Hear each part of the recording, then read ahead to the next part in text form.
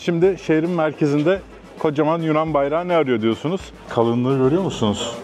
İnanılmaz ya. Adam bütün ülkenin parasını yeraltı yerüstü bunkerlerine harcamış ya. Aman Allah'ım. Yine tipik Türk Osmanlı mimarisi evleri var. Evet. Burayı göstermeden olmazdı. Game of Thrones'taki duvar gibi değil mi arkadaşlar? Burada Baba Sultan türbesi var.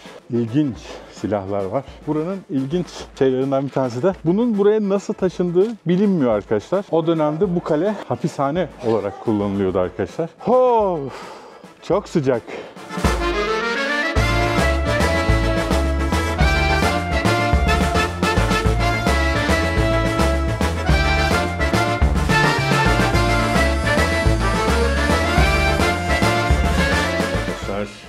Herkese selamlar. Cirocaster şehrindeyiz. Caster, kale demek, castle, şato gibi. Cirocaster şehrindeyiz ve 2 gündür bu şehri dolaşıyorum. Turlara katılıyorum, yürüyorum. Sizin için araştırmalar yapıyorum. Birazdan dışarı çıkıp size şehri çekecektim ama sağanak yağmur başladı. Dolu yağıyor baya. Şansıma küseyim. Belki bir gün daha kalmak zorunda kalacağım. Çünkü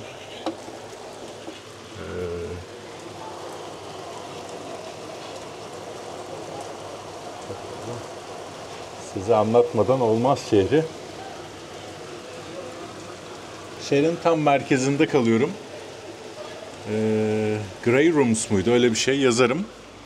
50 euro geceliği. Güzel klimalı bir oda. Birazdan başlayacağız yağmur bitince. Dur bakayım kaleyi göstereyim size. Görüyor musunuz kaleyi?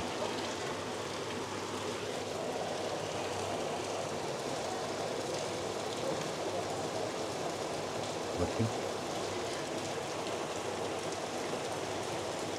Buraya gümüş şehir diyorlar. Çünkü bu çatılar gümüş rengi ve yağmur yağdığı zaman ya da güneş vurduğu zaman böyle gümüş gibi parlıyormuş. Gri renkteki çatılar. Öyle işte. Başlıyoruz Cirocaster gezimize. Yağmur bitince tabii ki. Evet arkadaşlar, yağmur dindi. Neredeyiz? Ne dedim? Cirocaster şehrindeyiz. Yine Osmanlı Türk mimarisi olan bir şehir. Berat gibi. Biraz da İtalyan mimarisi gördüm. Cirocaster şehri Arnavutluğun güneyinde.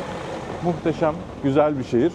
Enver Hoca'nın, Arnavutluğun diktatörü Enver Hoca'nın komünist diktatör, sosyalist Arnavutluğun diktatörü Enver Hoca'nın doğum yeri. Aynı zamanda İsmail Kadare.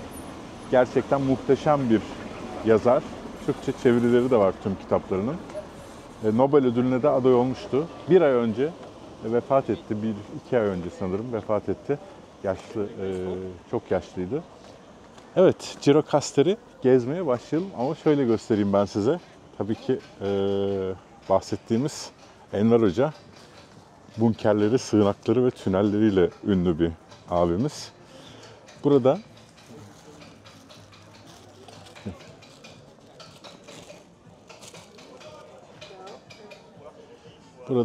Enver Hoca çok sevilmiyor Arnavutluk'ta.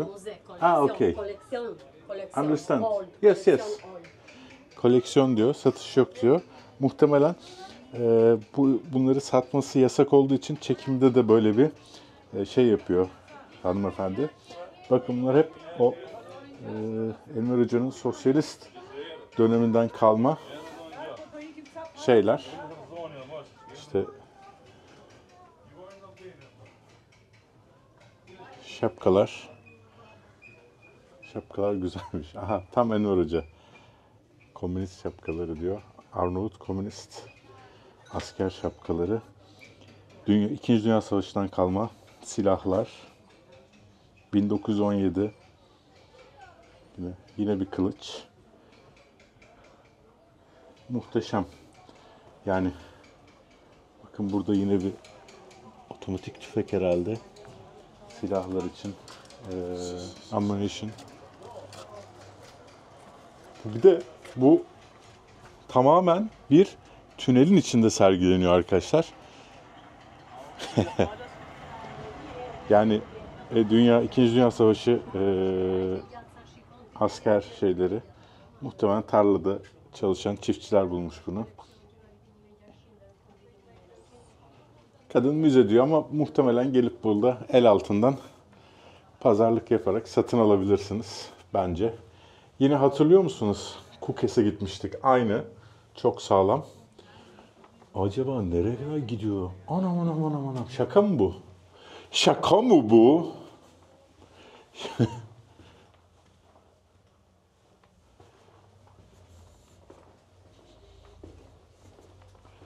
Dükkana bak.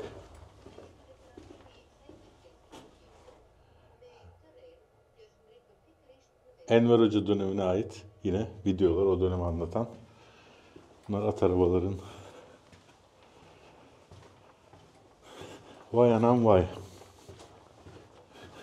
Hediyelik eşya dükkanı diye hem bunkeri hem de bayağı bir tarihi eser var. Yok. Maskeli suluklar. Bunlar çok güzelmiş ya. Ya şunu alasım var ya. Çok güzelmiş. Şimdi Faleminderit. Faleminderit. Biliyorsunuz burs veriyoruz tüm gelirlerimizde ve Just English bana inanılmaz yardımcı oluyor. Just English dil okulları. Onların Türkiye'de onlarca okulu var ve Amerika'da New York ve Los Angeles'ta da dil okulları var. Dünyayı gezmek için dil öğrenmeye ihtiyacınız var. Dil öğrenmeden de gezebilirsiniz ama insanları anlamanız için dil öğrenmeniz gerekiyor. Onun için de İngilizce en önemlisi. Dil öğrenmek için de bana desteğini esirgemeyen Just English'in Amerika'daki ve Türkiye'deki dil okullarını tercih edebilirsiniz. Şu bıdı bıdı kafa şey yapan, bakın burada hediyelik eşya, burada açıkça zaten satıyor. Bu abim devamlı kafa şişiriyor burada. Hiç devamlı sabahtan başlıyor. Benim odada şurası kafa şişiriyor. Bu odanın da barı var. Arkadaşlar şu kısım benim bu şehirde en sevdiğim kısım. Muhteşem. Burası tüm gece boyunca full masalar atılıyor. Herkes yiyip içiyor.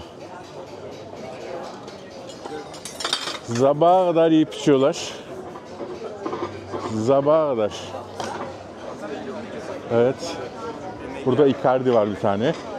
Turistlerin çoğu her yerden var ama Türk turist neredeyse hiç yok burada. Biraz uzak herhalde gelmemişler. Aslında tam gelinecek bir yer. Çoğu İspanyol. Yani inanılmaz bir İspanyolca duyuyorum devamlı. Yine Türk mimarisi. Tamamen cumbalı evler. Şöyle biraz göstereyim. Arkada muhteşem bir manzara var. Kaleye çıkınca orayı da göreceğiz. Burası şehrin merkezi. Yine bir camiyi görüyorsunuz. Şu bölgede gece eğer takılmak isterseniz cuma cumartesileri belki başka günlerde kopuyorlar burada. Öyle ayakta insanlar dans ediyor. Bu yol boyunca nefes alınacak gibi, yürünecek gibi olmuyor. Bayağı partilemeyi seviyorlar. Şu anda ama yağmur sonrası keyif yapıyorlar.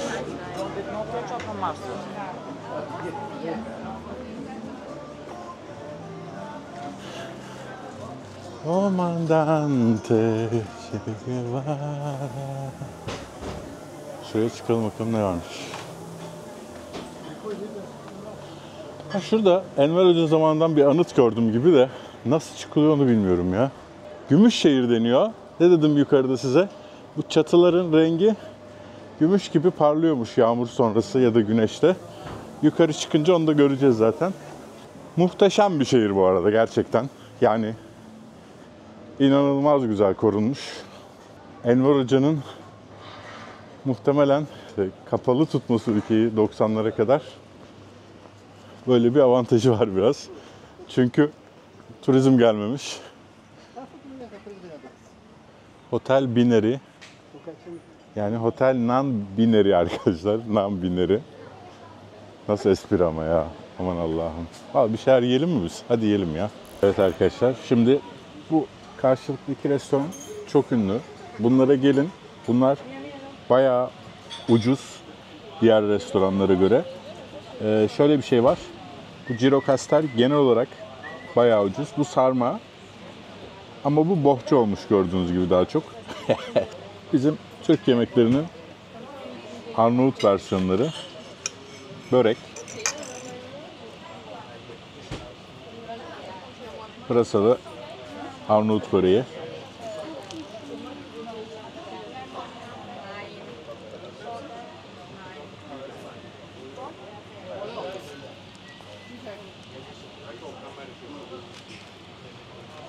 Kadın bulduğuna mücver köfte yazıyordu. Sorry. After this, can you help me? Yes. The names? Combi names. But no. Like Honey pie, şapkat, beef, sarma, vegetarian, börek, and rice. this one in Shiptar? Ships? Ship? Honey pie, çumuştor. Çumuştor. Yes. Şumfalimderit. Çumuştormuş arkadaşlar. Diğerlerini de duydunuz. Evet. Ben yemeğimi yiyorum. Bizim için ben Bangladeş görmüş adamım.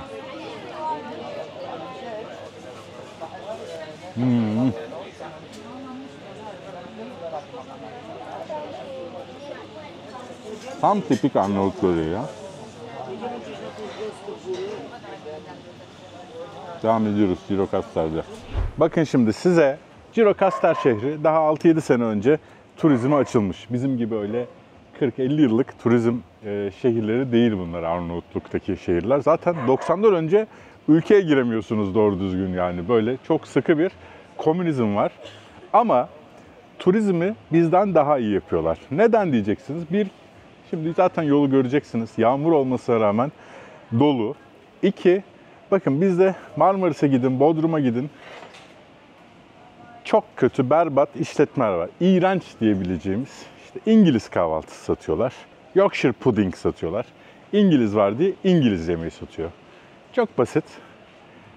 Hepsi bizim yemeklerimiz. Hepsi Türk yemekleri. Hepsi Türk yemeği ve Osmanlı'nın çok önemli bir kültürünü de almışlar. Çınar ağacı altında insanlara sarmasından, mücverine, baklavasından, bakın musakkasına, yok şiş kebabından satıyorlar. Ve insanlar sabah akşam burası böyle cıvıl cıvıl, buraya gelip ağacın gölgesi altında, eski güzel evlerin altında keyif çatıyorlar. Turizm budur. Kendi kültürünü satarsın. Bizim dünyanın en iyi mutfağına sahip olmamıza rağmen neredeyse turizm beldelerinin neredeyse hiçbirinde birkaç örnek biliyorum ben ama ne yazık ki Türk yemekleri satılmıyor. Bu kendi ayağına sıkmaktır arkadaşlar turizmde. İşte sahte ürünler satılıyor. Çöplük gibi Çin'den gelen kaçakçılık ürünleri satılıyor. Bu açıkça kaçakçılık yapılıyor ülkede. Bakın. Sadece Arnavutluk ürünleri satıyorlar. Ben uzun süre turizmcilik yaptığım için, turizmle uğraştığım için buradaki turistin kalitesini de görüyorum. Hepsi para harcayan, alışveriş yapan turistler. Bakın rakı. Bu rakı bizim rakımız gibi değil. Daha çok likör gibi oluyor. Dükkanlarda el işleri. Ve tamamen geleneksel Arnavut yemekleri satılıyor. Dondurma çok güzel. Evet. Gjirokastër, Berat vesaire böyle şehirler. Biz turizmde başkalarının ürettiklerini satmaya, Çin'in çöplüklerini satmaya devam edelim. İnsanlara 1 poundluk English breakfast satıp en kalitesiz turistin gelmesine devam edelim. Ama burada turizmin yeni yerleştiği Arnavutluk'ta adamlar olayı çözsün. En azından kendi ülkelerini tanıtmış oluyorlar. Kötü bir şekilde değil de herkes memnun ayrılıyor. Bunları nereden biliyorum? Çünkü ben 90'lı yıllarda turizme başladığımda Türkiye'de böyleydi. Herkes çok memnun, güzel bir şekilde ayrılıyordu. Şimdi size ilginç bir şey söyleyeceğim. Burada bir Yunan Cumhuriyeti kuruluyor zamanında. Şimdi şehrin merkezinde kocaman Yunan bayrağı ne arıyor diyorsunuz? Yunan konsolosluğu var. Çünkü burada Yunan azınlık var. Burada 1914 yılında Güney Epir olarak bahsedilen bölgede bir Yunan Cumhuriyeti kuruluyor. Arkadaşlar, ismi de Kuzey Epir Cumhuriyeti, Republic of Northern Epirus. Yunanlar böyle bir cumhuriyet kuruyorlar ve çok kısa sürüyor bu cumhuriyet. Çünkü Balkan Savaşları'nın sonrasında Londra Konferansı'nda Arnavutluğa veriliyor. Ama Yunanistan bunu kabul etmiyor. Sonra Birinci Dünya Savaşı'nda yeniden giriyor 1914'te Yunan ordusu buraya. Ama 1920'de imzalanan Paris Barış Konferansı'nda Arnavutluğa bırakılıyor. Yunanistan çok istiyor ama şöyle bir sıkıntı var. Burayı kaybetmesi biraz da bizimle alakalı. Çünkü Yunanistan Türkiye'den de Osmanlı'dan da parçalar istiyor ve Türk ordularıyla savaşıyor daha Doğu cephesinde ve buraya artık gücü yetmiyor, eli kolu yetmiyor. Tabii ki batılı güçler muhtemelen buranın Arnavutluk'ta kalmasını daha hayırlı olduğunu düşündüler. Çok bilgili değilim. Size bahsettiğim gri çatılar bunlar ve şehrin ortasındaki Yunan konsolosluğu. Burası şehrin meydanı gibi bir yer ama daha yukarıda akıyor hayat. Arnavutluğun kuzeyine göre, kuzeyde daha çok Katolik var ve geneline göre geneli Müslüman. Daha çok Ortodoks Hristiyan var. Arnavutlar önceden de anlattığım gibi birçok dinden insan Arnavutluğu oluşturuyor ve aralarında din kavgası hiçbir zaman olmamış. Felsefe şu, biz Arnavut olursan gel diyor. Daha çok milliyetçi bir toplum. Dini çok önemsemiyorlar. Burada Bektaşi türbeleri de var. Zaten yukarıda da göreceğiz. Evet, şimdilik biraz yine yukarı çıkarıyoruz. Ne yazık ki Arnavutluk'ta hep bir tırmanma modunda olmanız gerekiyor arkadaşlar. Yukarıda Soğuk Savaş Tüneli var. Hadi bakalım oraya gidelim. Evet. Bakalım. Yanlış mı geldim ya? Burada ne tünel?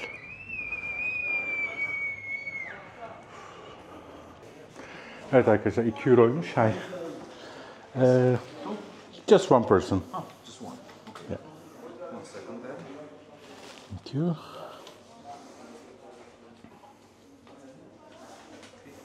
Thank you, sir. And you just have to wait over there, Okay, okay? okay. We wait there or here? So, behind the building, Yeah. it's the entrance and wait there, please. Turn Okay, twice. thank you.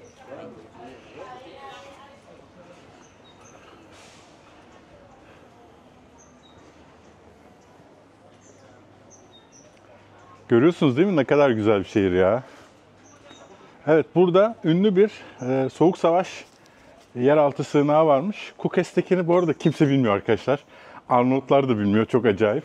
O videoyu izleyin. Muhteşem bir video. Bir daha... Ne lan? Yağmur ormanı gibi oldu yağmur yağınca. Nasıl espri? Yağmur ormanı. Bu mu acaba? Burası çok soğuk. Tünelden geliyor soğuk. Ula Enver Hoca, her yere kazmışsın be kardeşim. Her yere bir sığınak, her yere bir bunker. Bu nedir ya? Ula hayat.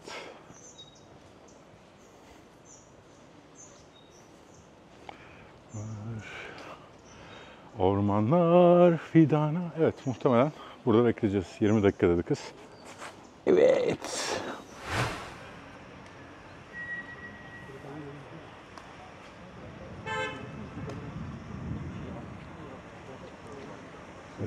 Dağlardaki fırtınayı görüyor musunuz? İnanılmaz. Çok güzel.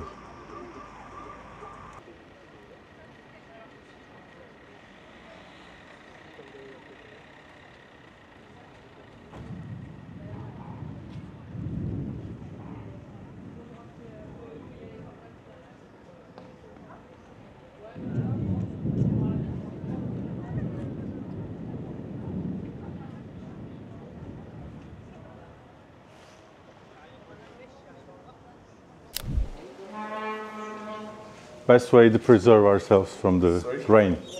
Best way. Yağmurdan korunmak için en iyi yöntem arkadaşlar.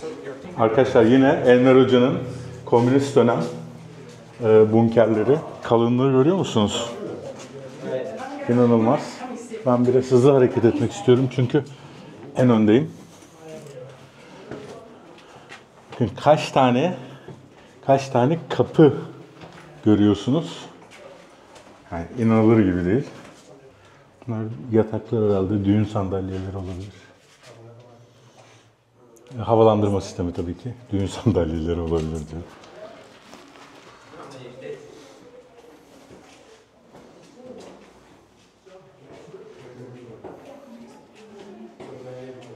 İnanılmaz ya. Adam bütün ülkenin parasını yeraltı, yerüstü bunkerlerine harcamış ya. Ve hiçbir zaman kullanılmamış arkadaşlar bunlar. Bunlar da kalın ya. Ama dıştaki gibi değil. Bitmiyor. Huu.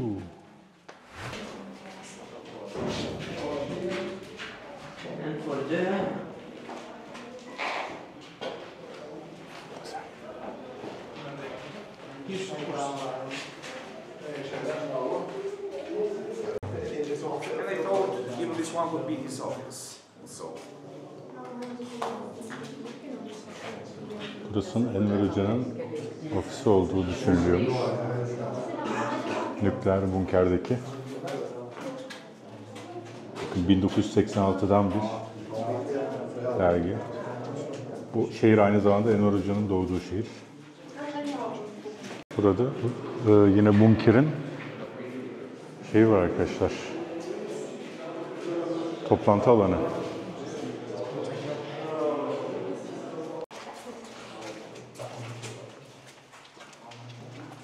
Enver Hoca'nın sözleri var burada. O dönem.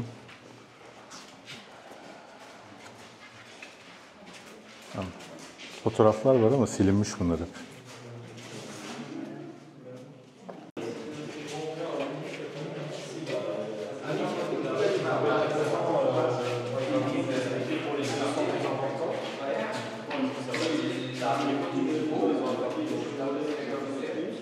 Arkadaşlar,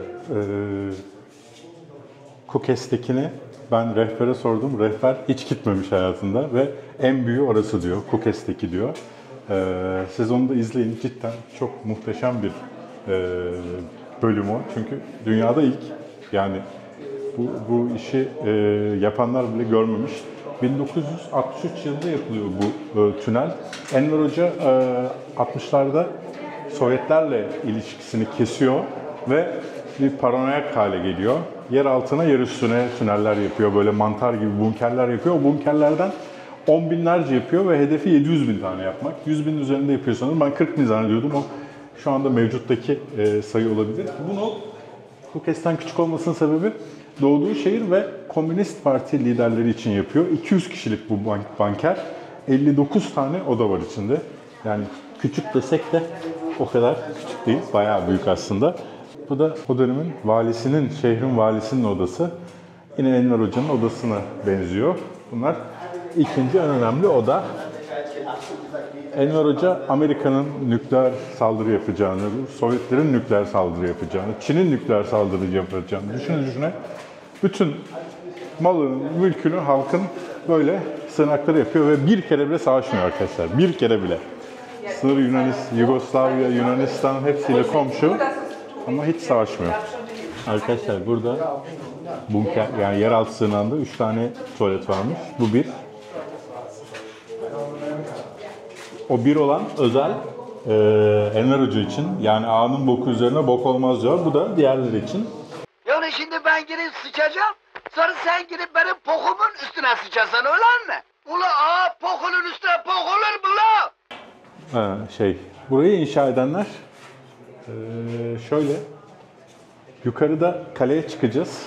O kalede hapishane var. Hapishanede çalışan işçiler ve sadece özel muhafızları girebiliyor. Halk 2000'li yıllara kadar buranın varlığından bile haberi yok halkın. Öyle gizli bir sığınak. Tabii yukarıda çalışan işçiler de hep komünist hükümete karşı muhalif olanlar. Muhalifleri çalıştırmışlar bunu. 10 sene sürmüş yapması. Hey gidi. Bunkerden çıktık ve yağmura yakalandık. Evet, şimdi sığınacak bir yer arayalım. Şu manzaranın güzelliğine bakın.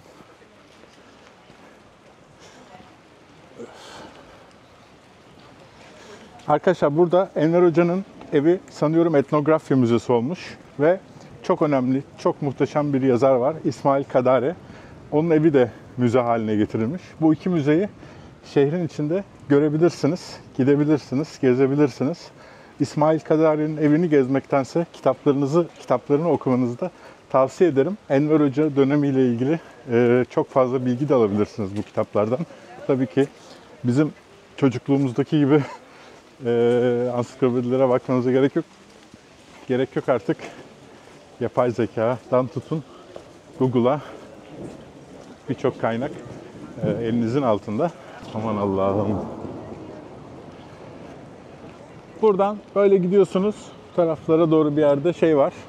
Makedonya, Ohri Gölü'nün yarısı Arnavut, yarısı Makedon.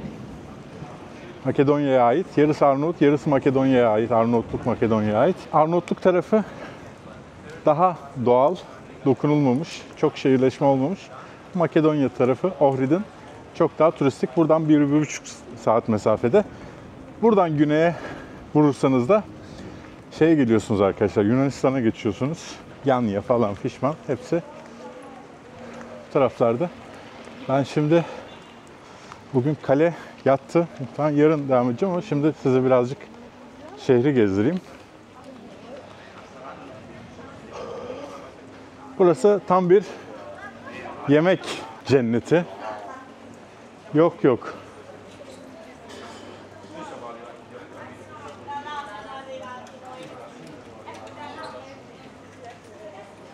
Hay.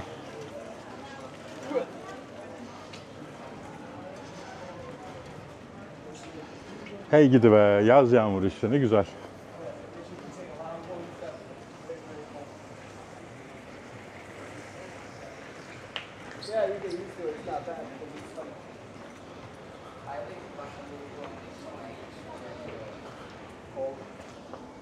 Hi, how are you? How are you? Good. This is Hoşaf, right? Yes. You say, can I try? Yes. You want one? Yeah, just one. Here. Yeah. How much? 250. Burası birazcık, bakın Türk. What is it? You gave me both together. Here. Thank you very much. Thank you. Enjoy it. Thank you. Ask him nicely. Arkadaşlar buranın ünlü bir tatlısı var, Hoşaf. Şimdi siz This one? ne alakası var diyeceksiniz ama bizim Hoşaf'tan farklı bu. İçinde incir ve yani sütten yapılı incir ve şey var. This is not like Turkish Hoşaf. It's different. No, it's different. It's different. It's like with fig and Yeah, fig and milk. The other one they call it sürtiyaç. It's the one with rice. Okay, no. We have also Hoşaf, but you drink it. No. Yeah, it's different. Bunun içinde arkadaşlar incir ve üzüm var. Very nice. The Turkish one, you just drink like with grapes inside. Oh, great. Like watery, you drink it. Hoşaf. Thank you. Have a nice day. This is amazing. I love it. What's the name? Oshaf. Oshaf. Okay. Oshaf. I'm gonna look for the recipe. I'm gonna make it. Oh, I have that camera. It's amazing. See you. Thank you. Bye bye. Şun falimleri. Arkadaşlar bizim hoşaf gibi değil. Tamamen sütle, incir ve Yok ya. Allah Allah. üzüm var. Kadın İspanyoldu. Aksanından. Bayıldım, evde yapacağım diyor. Oşaf diyorlar ama, oşaf. Var mı Türkiye'nin acaba başka yerinde böyle yapan? Bilmiyorum. Böyle değişik tarzı olan.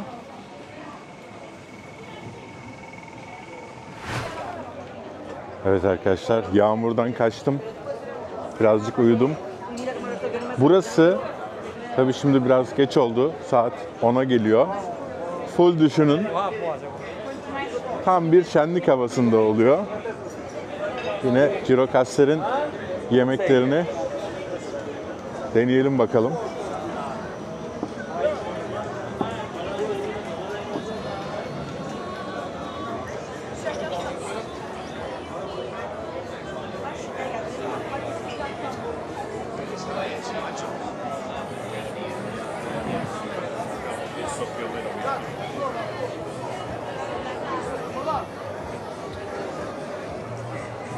Akşam böyle oluyor.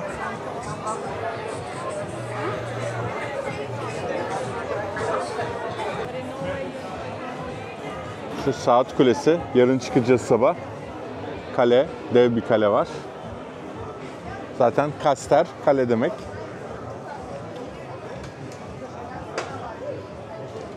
Bu da geleneksel Arnavut rakıları. Armut rakısı. Hay. Rushi şey demek, üzüm herhalde. Öyle olması lazım. How are you? Good. Evet. Neredeysem. Şurada yiyelim ya. Furra diye. Geçen yedim burada, güzeldi. Size de göstereyim bakalım furra.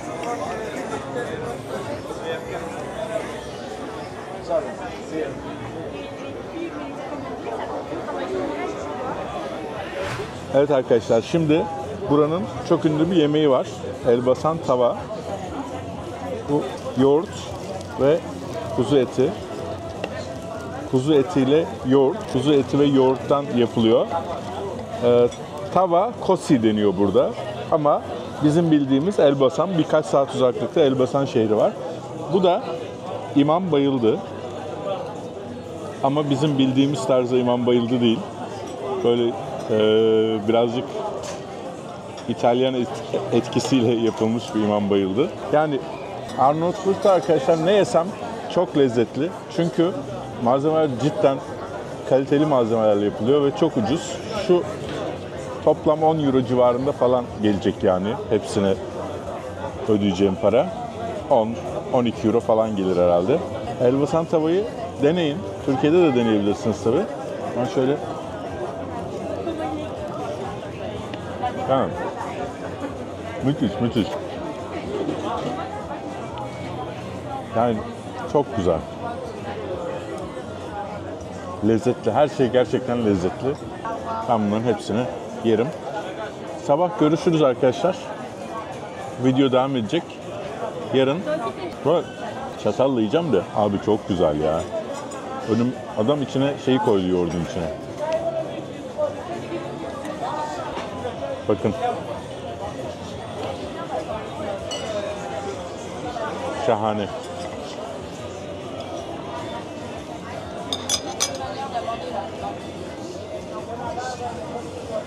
Şiir. Arkadaşlar, Girokastler sabahından selamlar. Ne dedik? Bugün kaleye çıkacağız ve buradan da başka bir sürpriz köye gideceğiz. Arnavutluğun köylerini göstereceğim size. Tabii Arnavutluğun lezzetlerini denemeye devam ediyoruz.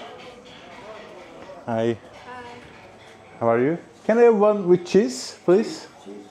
Evet. Can I film? Yeah. Yes. Evet, bu teyzem börek yapıyor. Börek, yes. Cheese. Peynirli börek. Bu tabii Kosova'ya göre falan farklı. Börek artizanal. Thank you. Güzel. Schon faleminderit. Faleminderit. Thank you. Bye bye. Bye bye. Evet, en tatlı sabahlar.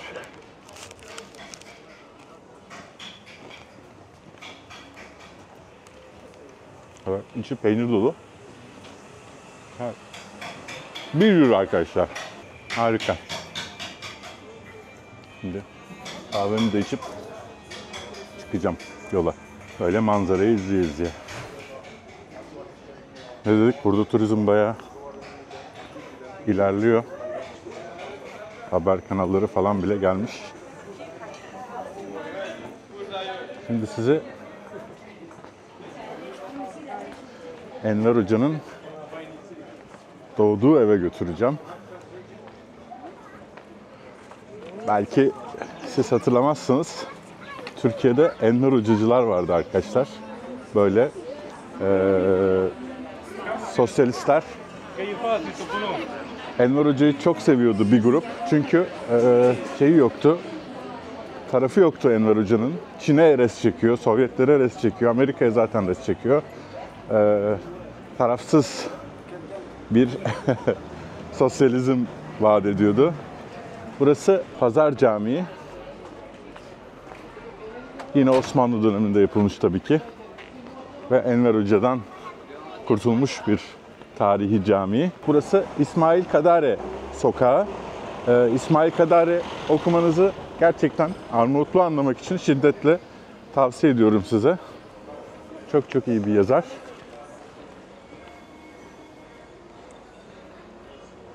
Şuradan döneceğiz.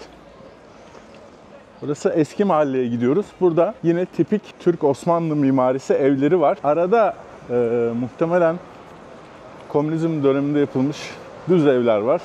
Biliyorsunuz komünizm estetikten çok evin pratikliğine önem veriyordu. Kullanılabilir olmasına önem veriyordu. Şu evin ahırı herhalde zamanında. Küçük penceresi. Ha, girişiymiş o. Evet, kapı girişi gibi. Burada çok fazla taş ve ahşap işçiliği var. Yine meraklıları gelip alabilir. Evet, burayı göstermeden olmazdı. Uzun bir bölüm oluyor ama size karış karış göstermiş olacağım buraları. Ne güzel turizm değil mi? Bu mesela bir yani faşizme karşı yine tabii ki şeyden anlayacağınız gibi kabartmanın özelliklerinden anlayacağınız gibi komünist dönemde yapılmış ve birazdan şu kaleye çıkacağız. Cimnazni falan diyor. Muhtemelen şu liseyle alakalı olabilir. Burası bugün de kullanılan bir lise. Yine bir anıt. Muhteşem Arnavutluk dağları. Game of Thrones'taki duvar gibi değil mi arkadaşlar? Gerçekten tüm Arnavutluk böyle ya. Bu şekilde. Bu hem bir mikro klima sağlıyor hem de kışları bayağı ılık geçmesine sebebiyet veriyor bu dağlar. Buradan İşkodra'ya kadar gümbür gümbür bu dağlar koruyor. Bu dağların arkası Makedonya, Kosova ve Türkiye'ye kadar gidebilirsiniz. Burası bir müze. Sağdaki ev. O dönemin en zengin ailelerinin yaşadığı müze. Şimdi size burayla Yoshi de geliyor. Yoshi buraya gelmiş. Ajan Yoshi. Şimdi burası Enver Hoca'nın ve İsmail Kadare'nin yaşadığı sokak arkadaşlar. Bu arkası ve burası. Buraya Deliler Yolu, Deliler Sokağı deniyor. Özellikle buraya. Çünkü o dönemin tüm işte zenginleri, komünist dönem ve öncesinde Osmanlı döneminde de burada yaşıyor. Ama bu yolda şöyle bir sıkıntı var. Bakın aşağı doğru iniyor bu yol böyle. Bitmeyen bir yol.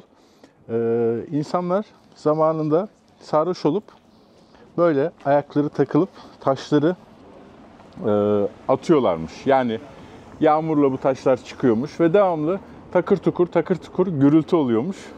O sebeple burada yaşayanlar yani aşırı rahatsızmış. Çok ses olduğu için de yani hep sarhoşlar vesaire burada ses yaptığı için de buraya deliler yolu, geçidi ya da yolu denmeye başlamış. Ama Enver Hoca burada doğuyor. Komünizm döneminde buranın ismi Öncüler Yolu geçti. İngilizcesi Pioneer, Öncüler Yolu olarak değiştirilmiş.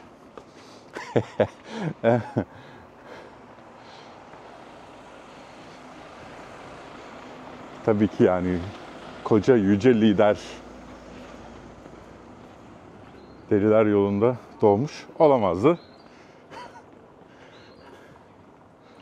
Bu etnografya müzesi.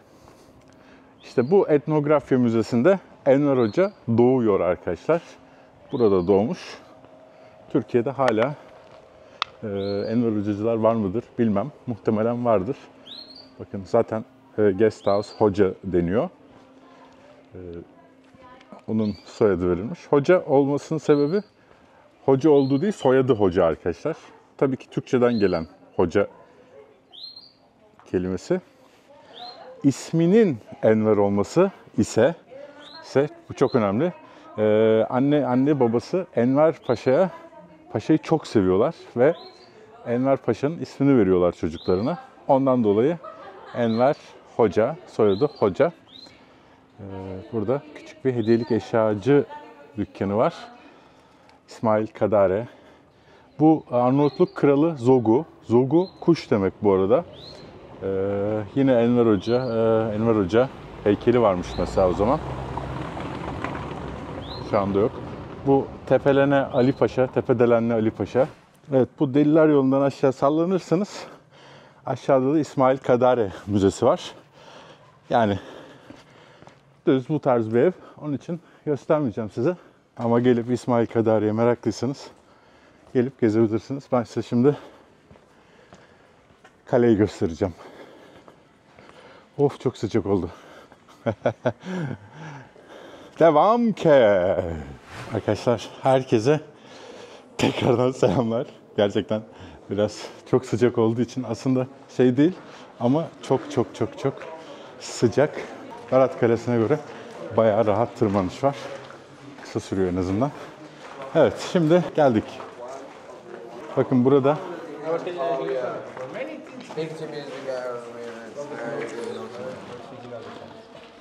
görüyor musunuz? Evliya Çelebi'den alıntılar var. Evliya Çelebi Girokastere yani Ergiri eyaletine gelmiş. Burada bir sarnıç var. Yine kalenin su ihtiyacını karşılamak için yağmur suyundan sarnıç. Ne dedik? Bektaşilik çok önemli dedik. Burada Baba Sultan türbesi var. Yine burada mum yakılmış.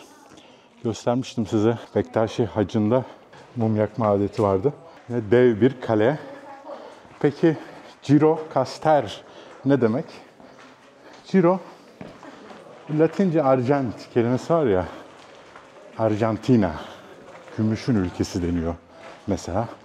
Bu da argiro. Yine Latinceden türemiş bir kelime. Gümüş kale demek. Çünkü bir burada gümüş madenleri varmış, iki de şehrin evlerinin tepeleri gümüş gibi parlıyor tepeden baktığınız zaman. Çok geniş yollar. Şimdi giriş 4 euro. Burada yine 1. Dünya Savaşı, 2. Dünya Savaşı'ndan silahların sergilendiği bir müze aynı zamanda kalenin içinde. Silaha meraklı arkadaşlar için bayağı ilginç silahlar var. Çok orijinal. Yani birebir. Bakın bunlar herhalde uçak savar zamanında 2 kişi ard arda binip uçak düşürüyorlar.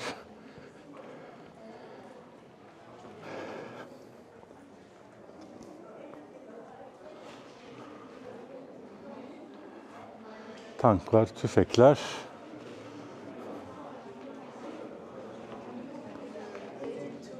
Birinci ve İkinci Dünya Savaşı'nda burada yine bir isimsiz asker bu. İkinci Dünya Savaşı'ndan kalma isimsiz asker savaştan kahramanlıkları Nazilere karşı anlatıyor. Yine burada bu Fiat marka arkadaşlar. Bu tank mı, tank savar mı artık nasıl deniyorsa hem çekici olarak kullanılıyormuş.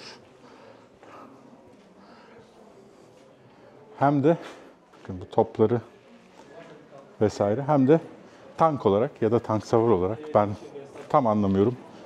Yani tank da diyebiliriz ama hafif tank savar mı diyelim, tank mı diyelim siz söyleyin. Siz daha iyisiniz bu konularda. Yine küçük bir müze var. Oraya da giriş ücretli. Burada Osmanlı İmparatorluğu zamanında bir fırın var. Fırında çok sıkıntı var. Kokuyor orası biraz. Burası kalenin eski pazar yeri. Berat'taki kaleyi görmüşsünüzdür. Berat'taki kale neydi? Hala yaşanıyordu. Burada hala yaşanmıyor. Ama eskiden tabii ki evler yaşanıyormuş. Birkaç yüz nüfusu varmış. Burası görece olarak daha küçük Berat'taki kaleye göre. Sağdaki yerler dükkanlar. Osmanlı'nın inşa ettiği dükkanlar. Kaleye gelip buranın ürünlerini satın alan, takas eden, kendi ürünlerini satıp buradan ürün alıp ülkesine götüren insanlar için bir pazar yeri. Tabii ki Gjirokastër çok önemli bir ticaret merkezi. Çünkü Adriyatik'e çıkıyor burası. Biraz ilerisi Adriyatik Denizi. Biraz ilerisi de Yunanistan, Makedonya üzerinden İstanbul, Osmanlı. Buranın ilginç şeylerinden bir tanesi de büyük bir Amerikan uçağı olması. Çok saçma gelecek size ama evet. Bunun buraya nasıl taşındığı bilinmiyor arkadaşlar. Bir gizem. Peki ne olmuş? Soğuk Savaş döneminde bir Amerikan uçağı, yani bu uçak US Air Force buraya düşüyor. Gjirokastër yakınlarında bir yere düşüyor. Amerikalıların dediğine göre Lockheed T-33 Shooting Star'mış. 1957'de düşüyor. Rinas Havalimanı'na inmek zorunda kalıyor. Çok pardon. Şimdi bunun iki hikayesi var. Bir Amerikan hikayesi. Bu Amerikan hikayesine göre Châteauroux Fransa'daki Amerikan üssünden Napoli'ye giderken yoğun sis altında uçak kayboluyor ve buradaki Rinas, komünist Arnavutluk'taki Rinas Havalimanı'na inmek zorunda kalıyor. Arnavutların o dönemki hikayesine göre ise şey diyorlar, biz diyorlar Tiran radyosu araya girdi ve inmeye zorladı diyorlar gemiyi Rinas Havalimanı'na. Buranın dibi Yunanistan, Amerikan dostu o dönem. Yunanistan'a da inebilirdi kaybolsa ama bir komünist ülkeye inmeye çalıştı. Arnavutluğun hikayesi daha doğru gibi geliyor. Casus uçaktı diyor. Biz de diyor inmeye zorladık diyor havalimanına. Tabii ki pilotu yolluyorlar Amerika'ya. Uçağı vermiyor Enver Hoca. Enver Hoca uçağı vermiyor. Uçak buraya kalıyor ama nasıl getirildiğine dair bir fikir yok. Kalenin en güzel tarafı burası. Bu kale en son Tepedelenli Tepelene Ali Paşa tarafından yapılıyor. Tepelene çok büyüyor Osmanlı devrinde. Yanya vesaire bu tarafları kontrol ediyor ama o kadar güçleniyor ki artık Osmanlı'nın dikkatini çekmeye başlıyor. En sonunda tabii ki daha uzun bir hikayesi var ama kellesini alıyor Osmanlı. Tepelene şehrinden geliyor. Buraya 30 dakika mesafede. Bektaşilik, Hristiyanlık buranın en büyük dini ama Bektaşilik de çok yaygın. Söylediklerine göre şu altın kubbeli yerde eski bir Bektaşi tekkesiymiş. Bana otel gibi geldi ama öyle dediler. Bilemiyorum, ben gitmedim. Bektaşiliğe ilgisi olan gidebilir. Bu kalenin içinde de eski Bektaşi türbeleri var. Hani dün bir tünele girmiştik ya arkadaşlar. Enver Hoca'nın yaptırdığı Sosyalist Arnavutluk döneminde yapılan tünel. İşte o dönemde bu kale hapishane olarak kullanılıyordu arkadaşlar. Ve o tüneli kazanlar 10 sene boyunca bu hapishanede ki muhalifler ya da suçlular yukarıdaki odalarda zindanlar şeklinde. Şu anda girilmiyor ama onların yaşadığı yerler. Güzel yapmışlar ama bu salon ne kadar muhteşem ya. Nasıl bir sanat eseri. Cidden inanılır gibi değil ya. Crac de Cavalier miydi? Crac de Cavalier miydi? Şeyde Suriye'de gittiğimiz Humus, evet. Humus stüdyosunda gittiğimiz yer. Oraya çok benziyor. Durun bakalım. Size şeyi göstereceğim. Gerçekten bu sıcakta insanların tarih aşkı bambaşka. Bakın buradan tüm şehrin manzarasını her tarafından görebiliyorsunuz. Bahsettiğim hapishanelerde burası, hücreler. Kalenin de tepesindeyiz artık. Şu gördüğünüz demir parmaklı yerler. Çok sıcak. Evet arkadaşlar, ben bittim. 2 gün boyunca Cirokastleri anlatmaya çalıştım. Çok önemli, Evliya Çelebi'nin de geldiği, bizim Osmanlı Türk mimarisiyle yapılmış, atalarımızın vergileriyle yapılmış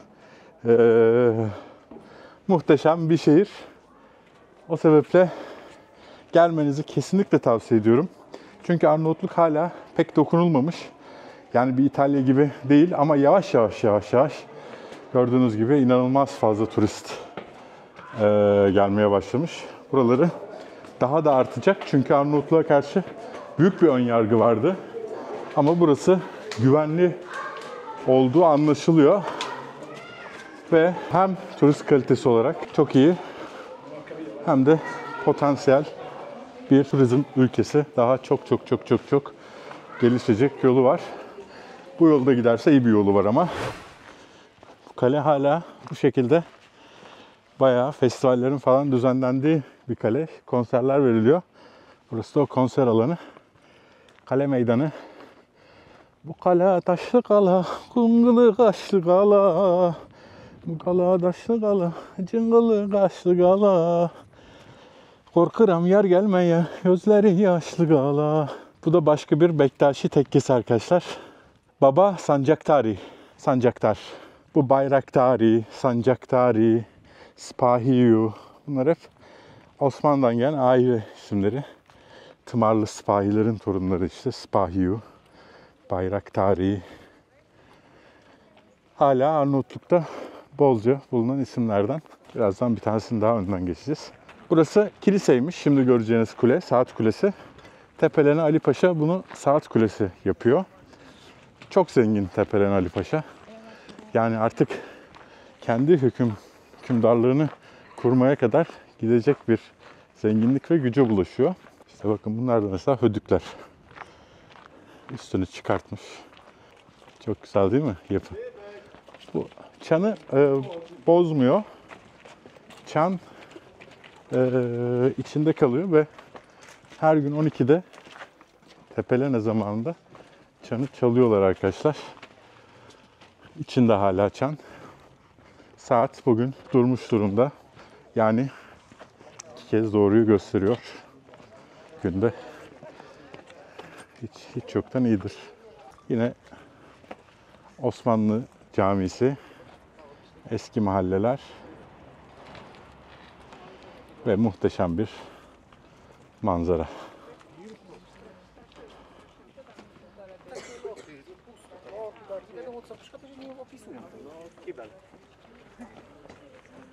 Nie mów. Büyük bir kale. Birazcık daha geç bir vakitte gelirseniz 5-6 gibi daha serin, daha güzel gezersiniz. Kendinize iyi bakın. Cirokastler'den bu kadar. Kanalımıza abone olmayı unutmayın. Biliyorsunuz milyonlar burs verdik şu ana kadar. 2 milyona yaklaşıyoruz. Belki bunu siz izleyene kadar geçmiş olacak. Kendinize iyi bakın. Görüşmek üzere.